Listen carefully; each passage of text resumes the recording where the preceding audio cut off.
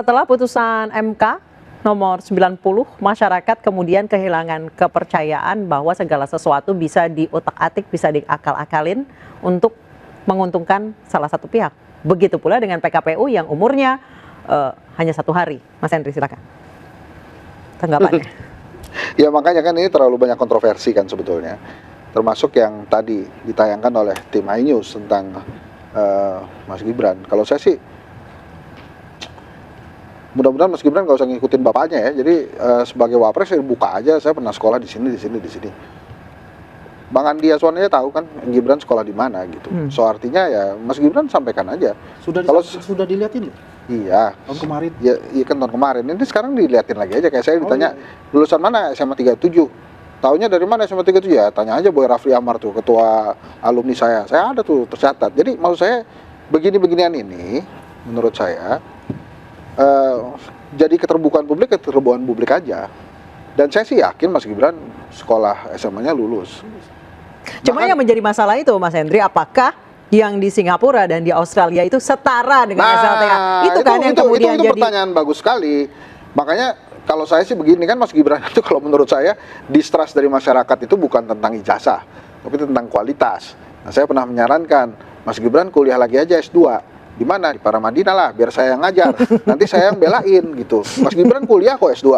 Tapi administrasinya silakan Mas Gibran urus sendiri. Kan kalau S2 kan masih ada S1-nya. Gitu. Jadi silakan diurus. Jadi maksud saya gini loh, ya ampun ini bangsa masih ngurusin tentang ijazah wapresnya, ijazah mantan presiden. Ini gara-gara apa? Ya emang gara-gara tapi kata nggak Pak mau Jokowi dibuka aja. karena bertahan segitu lama, nafasnya panjang, ada orang besar. Gini loh, ini kan sebetulnya yang ngebingungkan banyak hal gitu. Kenapa kemudian nggak dibuka aja? Kan berapa orang sih yang kayak Henry Satrio yang terserah UGM lah, UGM bilang asli lah. Atau misalnya nanti kita tanya. Bukan Henry aja nih, gue juga setuju kalau sudah institusinya membuka, ya saya mengatakan gue yang nerbitin nih. Nah makanya itu ntar kita tanya aja sekolahnya Mas Gibran di mana? Di Sydney. Nah tanya aja sekolahnya. Nggak ada sekolahnya itu di Orchard. Oh di Orchard di mana itu? Di Singapura. Oh, di Orchard Singapura. Ya, secondary schoolnya di sana. Itu bukan ya nama kan? jalan. Oh, nama sekolahnya Orchard. Orchard Singapura, ya ditanya aja Orchard Kemudian, Singapura ada enggak? iya, terus kemudian tinggal dilihatin ini setara atau tidak. Kalau nggak setara, udah dia ujian lulus dari itu 2007. Ya, terus dia masuk namanya MDIS. Dia lulus Manajemen SMP Development. Tahun berapa? SMP 1 di Surakarta tuh. SMP 1 Surakarta saya lupa. Kurangin aja dah 3 tahun dari situ. Belum tentu, Bro. Bener, ada ijazah untuk SMP udah. Iya. Jadi dibawa oleh Pak Jokowi ke Singapura, masuklah di SMA di Singapura ya. Di SMA Singapura ya. Itu peraturan itu 4 sampai 5 tahun, Bro. Kenapa baru sekolah lulus di Singapura, Bro? Beliau mengatakan untuk dia mandiri. Untuk itu.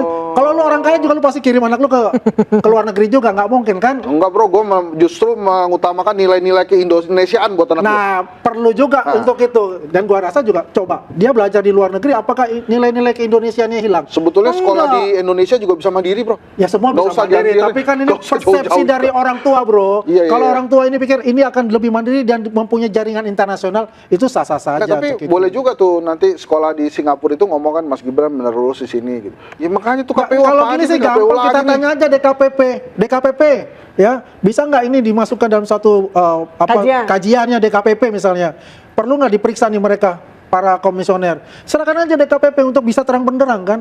Kalau perlu juga periksa aja mereka punya rekening-rekening. Maksudnya gitu. Bang Kalau Aswan, mau terang benderang. Maksudnya Bang Aswan nih KPU ini salah nih sekarang nih. Bukan masalah salah, ini kan jadi ada polemik, ada polarisasi di sini, Bos. Ini untuk tapi menurut Bang Aswan apakah ini KPU ini memang sudah salah jalan nih dalam hal ini? Nah begini, kalau dilihat ya, saya nggak mau nyalahkan KPU, kan ini independen.